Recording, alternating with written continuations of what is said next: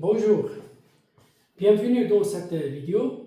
Je vous propose aujourd'hui d'étudier le diagramme de Clapeyron à travers l'exemple d'un cycle frigorifique. J'ai choisi un cycle qui est assez simple afin de comprendre le principe de traitement et je l'ai tracé au préalable et je vais le décrire maintenant. Donc, il s'agit d'un cycle composé de 4 transformations. La transformation 1, 2 est une détente isentropique. La transformation 2, 3 est une vaporisation partielle de l'état diphasé 2 à l'état diphasé 3.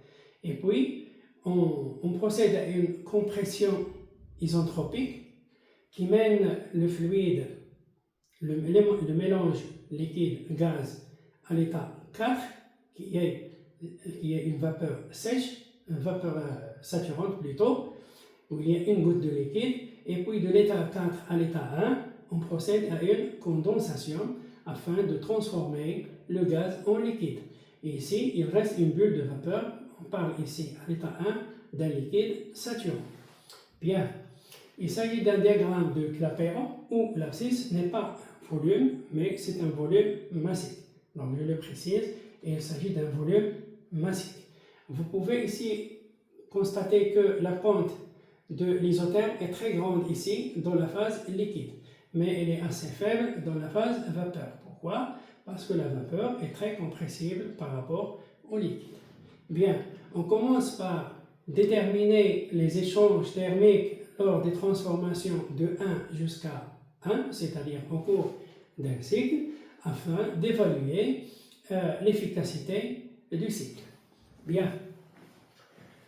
L'efficacité du cycle, c'est quoi? Par définition, c'est la grandeur utile, c'est-à-dire la chaleur échangée avec la source froide, divisée par la grandeur coûteuse, c'est-à-dire le travail qu'on communique à la machine. Donc la machine permet de produire du froid, c'est-à-dire absorber de la chaleur de la source froide. Et ici, on a deux échanges thermiques. Ici, il n'y a rien. Ici, il n'y a rien, vu que les deux transformations sont isentropiques. Et donc, il ne reste que l'échange Q de 3 et l'échange Q4, 1. Ici, on va utiliser des grandeurs massiques, vu que nous avons un fluide en circulation dedans. Et donc, on manipule ici des grandeurs en lettres minuscules. Donc, le travail, c'est un travail massique. Et ici, la chaleur, c'est une chaleur massique. Et donc, on écrit Q2, 3, c'est-à-dire la chaleur échangée avec la source froide. Maintenant, on commence par Q1, 2, c'est 0, car la transformation est isentropique. Et une transformation isentropique est en particulier adiabatique. Maintenant, Q2, 3. Qu'est-ce qu'on fait pour déterminer Q2, 3? Alors, Q2, 3, c'est une transformation isobare. Et d'après le premier principe de la thermodynamique, je rappelle ici que delta U égale à W plus Q, comme ça. Et W, donc c'est l'intégrale de moins PDV. Donc si je manipule ici les grandeurs élémentaires, j'écris ici delta Q, delta W. Et donc D de U, c'est quoi D de U? C'est D de H plus moins PV, D de H moins PV, comme ça, égale à moins PDV plus delta Q. Or, D de H moins PV, c'est D de H moins PDV, comme ça, moins VDP, égale à moins PDV plus delta Q. Et donc, on simplifie par moins PDV, et il nous reste D de H égale à delta Q plus VDP. Maintenant, pour une transformation isobare, la pression est une constante, et donc on obtient D de H égale tout simplement delta Q. C'est pourquoi on peut écrire que Q de 3 égale à tout simplement delta H de 3. Maintenant, nous avons delta H de 3, c'est-à-dire que c'est H à l'état 3 moins H à l'état 2. Or, nous avons ici, le système est diphasé. Donc, nous n'avons pas de formule toute faite pour les états 2 et 3. Pour cela, on va exploiter le fait que H est une grandeur extensive en écrivant que H égale à H de la vapeur plus H de la phase liquide. Or, H, c'est la masse fois l'enthalpie massique, égale à la masse de la phase vapeur fois l'enthalpie massique de la vapeur, plus la masse du liquide fois l'enthalpie massique du liquide, comme ça. Et puis, on divise le tout par la masse, et puis on obtient H égale à M vapeur sur M, c'est-à-dire X vapeur, fois H vapeur, plus M liquide sur M, c'est X liquide, comme ça, fois H liquide. Mais on connaît que X vapeur plus X liquide égale à 0. Et par conséquent, je peux déduire X liquide, qui est égal à 1 moins X vapeur. Et finalement, je peux écrire que H égale à X vapeur, H vapeur, comme ça, plus 1 moins X vapeur fois H liquide. Et ensuite, je rassemble ce qui est facteur de X, et donc j'obtiens X vapeur, comme ça, facteur de H vapeur moins H liquide, comme ça, plus H liquide. Et finalement, je peux l'écrire ici, je peux écrire que H égale à X, comme ça, facteur de H vapeur moins H liquide, c'est l'enthalpie de vaporisation. C'est l'enthalpie, donc H vapeur ici, par exemple, H ici moins H ici. Ici, nous avons la vapeur, donc c'est la vaporisation totale. Donc, X vapeur, facteur de L, vaporisation comme ça, à la température considérée, plus H liquide. Bien, c'est une formule générique. On peut le faire même pour l'entropie. Donc, vous pouvez le vérifier vous-même. Donc, vous pouvez ici faire la vérification et vous trouvez que c'est X facteur de S vapeur moins S liquide. Comme ça, plus S liquide. Voilà. Donc, on va appliquer ceci au cours du déroulement de cette séquence. Maintenant, on cherche H3 moins H2. Alors, H3 moins H2, j'exprime H3. H3, c'est quoi? Nous sommes à l'état 3. Donc, c'est X3, comme ça. L, vaporisation, comme ça, de la température que nous avons ici, c'est-à-dire T froide. Plus H liquide de T froide, comme ça. Et H2, c'est X2, comme ça. L, vaporisation à la température T froide, même chose. Plus L, H liquide à la température T froide. Et ensuite, lorsqu'on fait la différence terme à terme, on obtient Q2, 3 égale.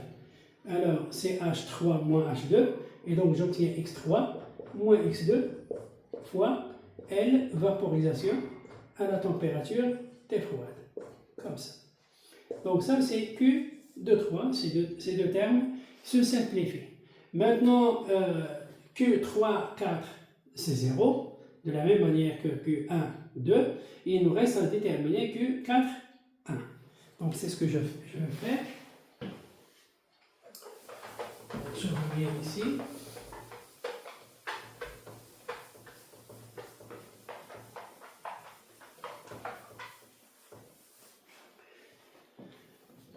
Alors Q4, 1 égale à Q égale à delta H de la même manière, c'est delta H 4, 1. C'est-à-dire H1 moins H4. À l'état 1, nous avons de la vapeur. Donc je vais écrire que c'est, à l'état 1, j'ai le liquide. Donc c'est H liquide à la température TCH. Moins H vapeur à la température TCH. Et donc la chose est assez simple ici. Ce n'est rien d'autre que L moins L vaporisation. Donc moins L vaporisation à la température T chaude. Voilà Q4, 1. Ensuite, donc nous avons ici ces deux chaleurs. Maintenant, pour l'efficacité, on a besoin du W. Et W, on la tire du premier principe de la thermodynamique. Donc W plus la somme des chaleurs. Donc Q1,2 c'est 0, Q2,3 est non nul, comme ça, plus Q4,1, comme ça, égale à 0. Et donc je peux déduire que W égale à moins Q2,3 plus Q4,1, comme ça. Et par conséquent, je peux déduire l'efficacité E égale à Q de 3 divisé par la somme, donc c'est moins Q de 3 plus Q 4,1. Comme ça, qui est égal à moins 1 sur 1 plus Q 4,1 sur Q de 3. Bien, maintenant, est-ce que nous avons terminé le travail? La réponse est non. Pourquoi? Parce qu'il nous reste ici les expressions des titres massiques. On va maintenant voir comment on détermine ces titres massiques. Donc je vais effacer cette partie.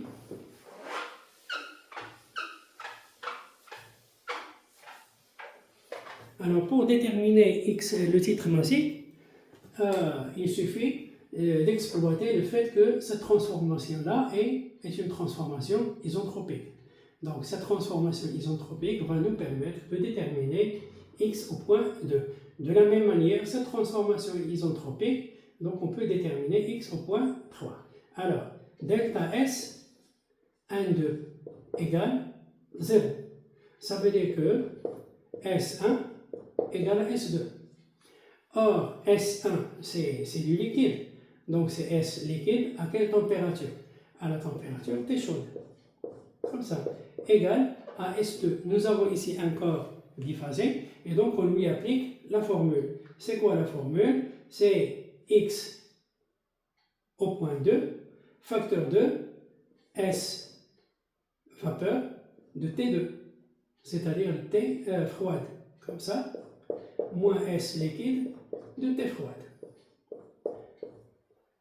Comme ça. Et donc, je déduis X2. Donc, je peux déduire X2. Donc, X2 égale à quoi? Égale à S liquide de T chaude, comme ça, sur S liquide, donc S vapeur de T froide, moins S liquide de T froide. Comme ça.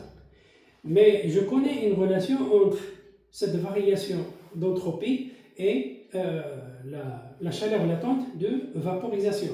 Je peux écrire que c'est S liquide à la température T chaude, comme ça, divisé par cette quantité, c'est la chaleur latente de changement d'état, donc c'est L vaporisation, le tout divisé par T vaporisation, c'est-à-dire T froide, comme ça. Et je fais passer T froide ici, et j'obtiens X2. De la même manière, pour déterminer X3,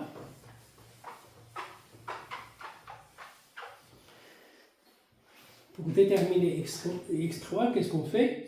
On utilise le fait que cette transformation est elle-même isentropique. Donc j'utilise le fait que delta S 3, 4 égale à 0. C'est-à-dire j'écris S3 égale à S4.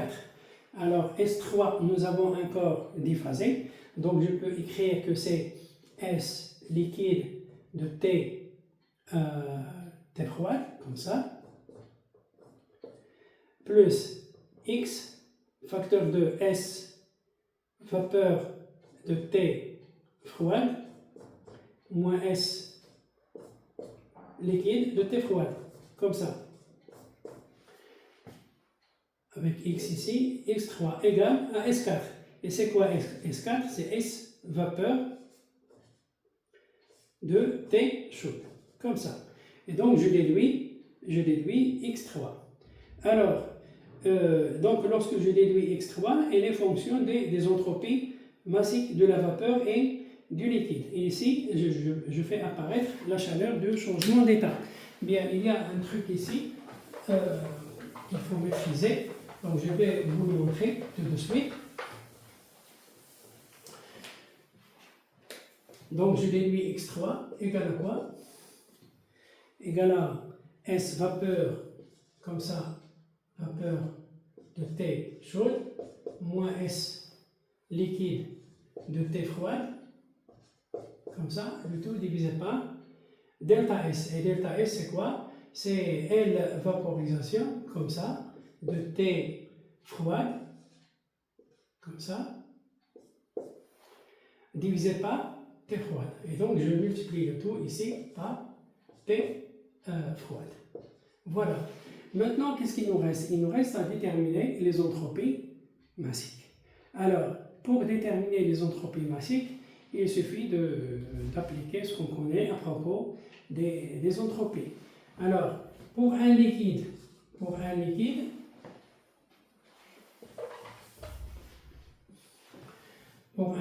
D2S égale à quoi? D2S, c'est C, liquide, fois dt sur T, comme ça.